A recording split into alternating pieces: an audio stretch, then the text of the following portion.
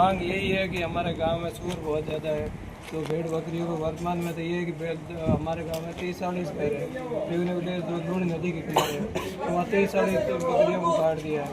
अभी क्या पता कल को हमारे वो छोटे बच्चे जो स्कूल वो नदी के अंदर है, पास में पड़ती है, जैसे गाँव घरों के बीच में नदी के किनारे है, तो कल वो बच्चे जाएंगे वहाँ, छोटे बच्चे वो 8वीं तक की स्कूल है, तो वहाँ बच्चों के ऊपर भी वो आक्रमण कर सकते हैं।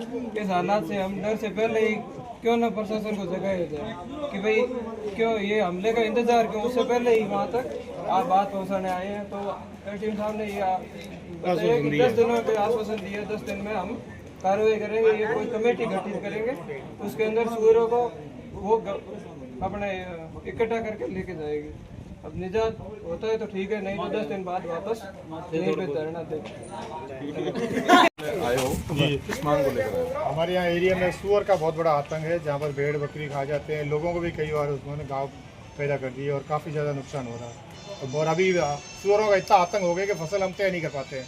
सिर्फ सूअर मतीरे का बीज महंगा है, उसको ले नहीं पा रहे हैं, बाजरी को ख़राब कर देते हैं। भेड़ बकरी और छोटे बच्चों को खा जाते हैं, छोटे बच्चों को भी, अपने छोटे बच्चों को भी नुकसान कर रहे हैं, कई बार तोड़ दिया और काफ़ी नुकसान हो रहा है। ये पिछले 10 सालों से। और नदी के किनारे हम लोग रहते हैं, तो यहाँ पर बबूल भी ज़्यादा नदी, तो वहाँ पर उनको पकड़ना भी और देख रेख भी नहीं रहती है, पता नहीं रहता। जब कहीं जंगल में जाते हैं तो डर लगता है कि कोई तोड़ ना ले, कुछ हो ना जाए।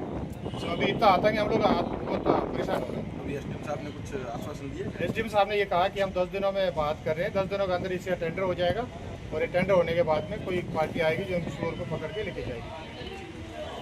धन्यवाद। भेड़ गऊ गऊ बस गया, समझी बगा मैंने खा गया, मैंने लोटो ले लाए तो मैंने बैठ नीचे मेरी दौड़ी हो गई।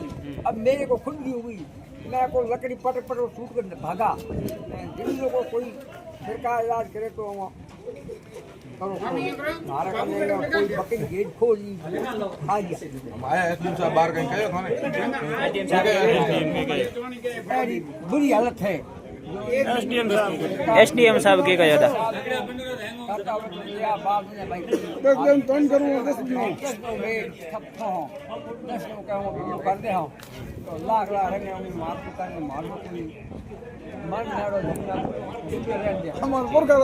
बैठे कि नहीं, बैठे कि नहीं।